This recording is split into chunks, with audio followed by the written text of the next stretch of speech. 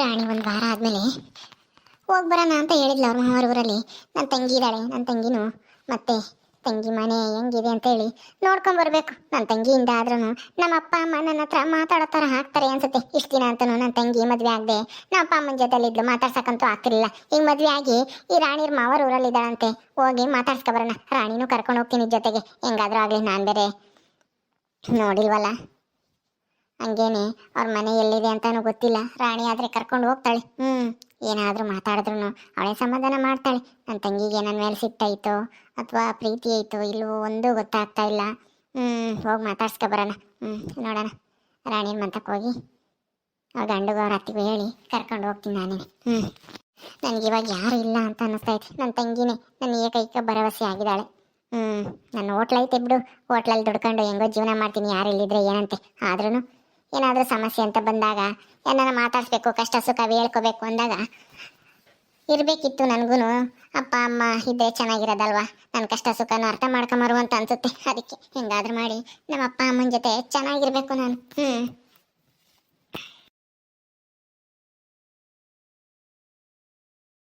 ಏನು ಚಂದ್ರಕಯ್ಯ, ಚೆನ್ನಾಗಿದೆಯಾ? ಊಟ ಆಯ್ತಾ? ಊಟ ಆಯ್ತಮ್ಮ. ನೀನೇನು ಇಲ್ಲಿಗೆ ಬಂದಿದ್ದು? ಏನು ಸಮಾಚಾರ? ಏನೋ ಬ್ಯಾಗ್ ಬೇರೆ ಹಿಡ್ಕೊಂಬಂದಿದ್ಯಾ? ಏನೋ ಕೊಡಕ್ಕೆ ಬಂದಿದ್ಯಾ ನಮಗೆ?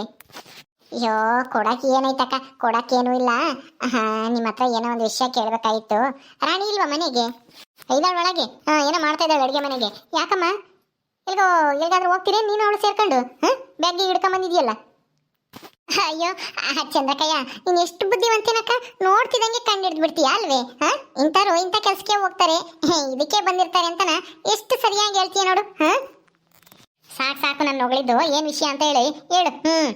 ಅಯ್ಯೋ, ನಿನ್ನೇನು ಸುಮ್ಮನೆ ಹೊಗಳ್ತಾ ಇಲ್ಲ, ನೀನು ಮಾಡೋದಕ್ಕೆ ಹೇಳ್ದೆ ಅಷ್ಟೇನೆ.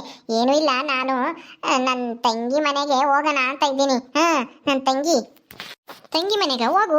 ಅಯ್ಯೋ, ನಿನ್ನ ತಂಗಿ ಮನೆಗೆ ಹೋಗೋಕ್ಕೆ ನನ್ನ ಕೇಳ್ತಾ ಇದೆಯಾ? ಯಾರು ಬೇಡ ಅಂದ್ರೆ ಈಗ ಹೋಗಿ ಬರಮ್ಮ, ಹೋಗಿ ಮಾತಾಡ್ಸ್ಕೊಂಡು ಬಾ. ಇಲ್ಲಾಂದ್ರೆ ಅವಳೇ ಇಲ್ಲಿ ಕರ್ಕೊಂಬಂದಿಕ್ಕ. ಹೆಂಗನು ಒಬ್ಬಳೇ ಇದೆಯಾ ಇಲ್ಲಿ, ನಿನ್ನ ಜೊತೆಗೆ ಇರಕ್ಕೆ ಯಾರು ಇಲ್ಲ. ಹಂಗಲ್ಲ ಕಣ್ಚಂದ್ರಕಯ್ಯ, ಅದು ನನ್ನ ತಂಗಿ ಮೊನ್ನೆ ಇನ್ನೂ ಮದುವೆ ಆಗಿದ್ದಾಳೆ. ಈಗ ಒಂದು ತಿಂಗಳು ಆಯ್ತೇನೋ. ಅದಕ್ಕೇನೆ ಅದು ರಾಣಿ ಮಾವ ಇದ್ದಾರಲ್ಲ, ಅವರೂರೇನೆ ನನ್ನ ತಂಗಿನ ಕೊಟ್ಟಿರೋದು. ಅವ್ರಿಗೂ ಸಂಬಂಧಿಕರೇ ಆಗ್ಬೇಕಂತೆ ರಾಣಿಯರ್ ಮಾವರ್ಗೆ. ಅದಕ್ಕೆ ಹೋಗಿ ನೋಡ್ಕೊಂಬರೋಣ ಅಂತನ ಹೊರಟಿದ್ದೆ. ನಾನು ಬೇರೆ ಊರು ನೋಡಿರ್ಲಿಲ್ಲ, ಅದಕ್ಕೇನೆ ರಾಣಿನೂ ಕರ್ಕೊಂಡು ಹೋಗೋಣ ಅಂತ ಬಂದೆ ಅಷ್ಟೇನೆ. ಓಹೋ, ಊರು ನೋಡಿಲ್ವೋ?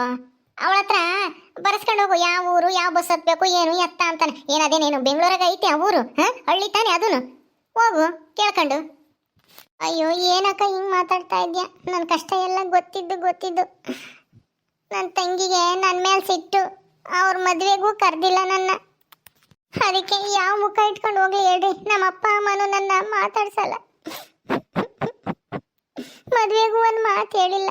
ಅಂತದ್ರಾಗ ನಾನೀಗ ಹೋದ್ರೆ ನನ್ನ ಅವಳು ಪ್ರೀತಿಯಿಂದ ಮಾತಾಡಿಸ್ತಾಳ ಹೇಳು? ಅದಕ್ಕೆ ರಾಣಿನೂ ಜೊತೆಗಿದ್ರೆ ಏನೋ ಹೇಳ್ತಾಳೆ ಅಂತಾನ ಅಷ್ಟೇ. ಅಯ್ಯೋ ಅಯ್ಯೋ ಅಯ್ಯೋ, ಅದಕ್ಕೆ ಯಾಕೆ ಹೇಳ್ತೀಯ? ಅಲ್ಲ, ನೀನು ಮಾಡ್ಕೊಂಡಿರೋ ಕೆಲಸಕ್ಕೆ ಅವ್ರು ನಿನ್ನ ಮದುವೆಗೆ ಹೇಳಿ ಕಳಿಸಿಲ್ಲ, ಏನೂ ಇಲ್ಲ ಬಿಡು. ಅದಕ್ಕೆ ಇಲ್ಲಿ ಬಂದ ಹತ್ರ ಏನಾಗುತ್ತೆ? ಇಲ್ಲತ್ರ ಏನೂ ಆಗಲ್ಲ. ನನ್ನ ಜೊತೆಗೆ ರಾಣಿನೂ ಇದ್ರೆ ನನಗೆ ಧೈರ್ಯ. ನನ್ನ ತಂಗಿಗೂ ಸ್ವಲ್ಪ ಬುದ್ಧಿ ಹೇಳಿ ಮಾತಾಡಂಗೆ ಮಾಡ್ತಾಳೆ ಅಂತನ. ಈಗ ನಿನಗೆ ಗೊತ್ತೈತಿ, ಈಗ ನನ್ನ ಗಂಡನು ಆ ಸೇಳಿನೂ ಸೇರ್ಕೊಂಡು ಮನೆಯಿಂದ ಆಚೆಗೆ ಹಾಕಿದ್ರು. ಈಗ ನಾನು ಒಬ್ಬಳೇ ಒಂಟಿ ಮನೆಗೆ ಹೋಟ್ಲು ವ್ಯಾಪಾರ ಮಾಡ್ಕೊಂಡು ಹೆಂಗೋ ಜೀವನ ಕಳೀತಾ ಇದ್ದೀನಿ. ಈಗ ನಮ್ಮ ಅಪ್ಪ ಅಮ್ಮ ನನ್ನ ತಂಗಿನೂ ನನ್ನಿಂದ ದೂರ ಆದರೆ ನಾನು ಹೆಂಗಿರ್ಲಿ ಹೇಳು? ನನಗೆ ಯಾರು ಆಸರೆ?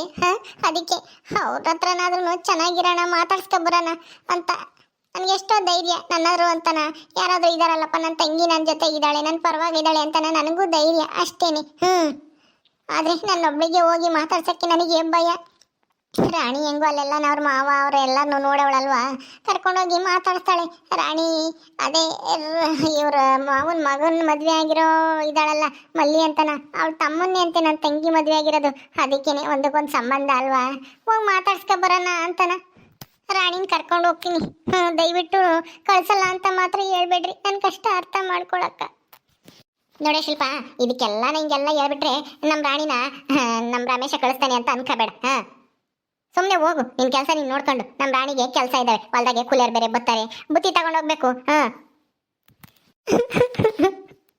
ಇದೇನಕ್ಕ, ನಾನು ಇಷ್ಟು ಕೇಳ್ಕೊಂಡ್ರು ನಿಮ್ಮ ಮನಸ್ಸು ಕರಗ್ತಾ ಇಲ್ವಾ?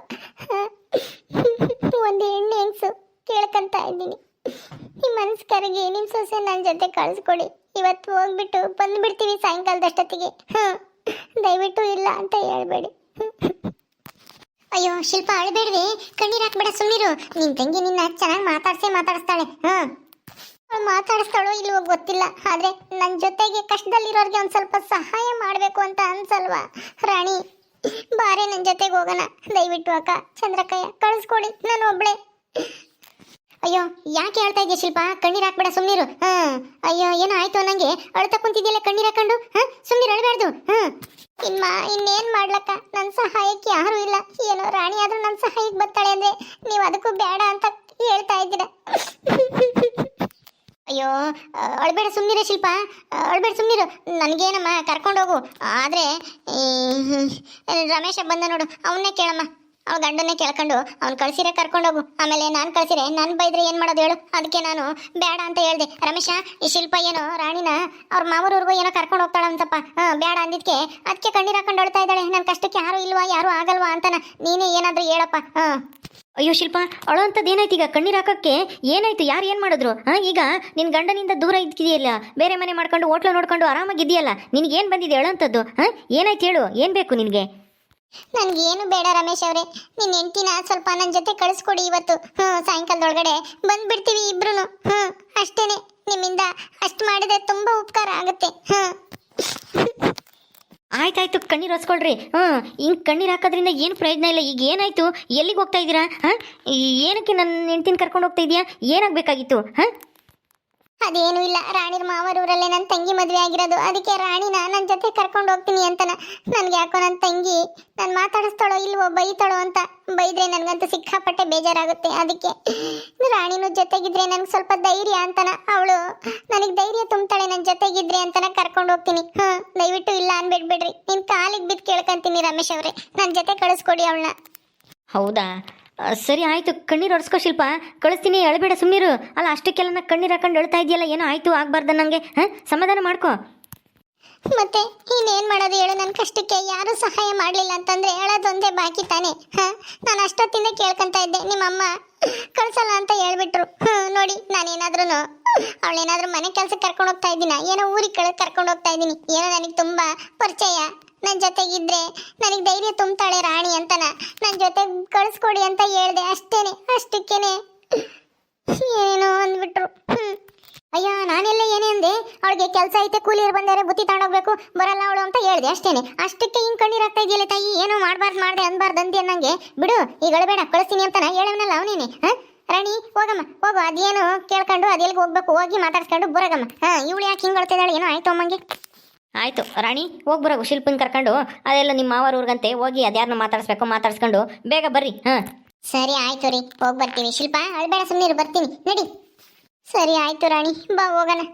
ರೀ, ಹೋಗಿ ಬರ್ತೀನಿ. ಕೂಲರ್ ಬಂದಿದ್ರೆ ನೀವೇ ಸ್ವಲ್ಪ ಬುತ್ತಿ ಹೊತ್ಕೊಂಡು ಹೋಗ್ರಿ ಹೊಲ್ತಕ್ಕೆ. ನಾನು ಬೇಗ ಬಂದ್ಬಿಡ್ತೀನಿ. ಸರಿ ಆಯಿತು, ಹೋಗಿ ಬಾ. ಬಾರ ರಮೇಶ, ನಿನ್ಗೆ ಊಟಕ್ಕೆ ಕೊಡ್ತೀನಿ, ಊಟ ಮಾಡಿ ಹಂಗೆ ಬುತ್ತಿನೂ ತಗೊಂಡೋಗು ನೀನು ಅತ್ಲಾಗೇನೆ. ಇನ್ನೇನು ಮಧ್ಯಾಹ್ನಕ್ಕೆ ಬತ್ತಿ, ಈಗಲೇ ತಗೊಂಡೋಗು. ಸರಿ ಅಮ್ಮ, ಆಯಿತು. ಇಕ್ಕಂಬರಾಗ ಹೋಗಿ ಊಟಕ್ಕೆ.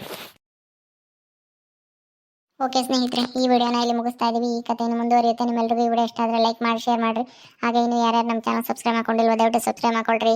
ಮುಂದಿನ ವಿಡಿಯೋದಲ್ಲಿ ಸಿಗ್ತೀವಿ. ನಮಸ್ಕಾರ.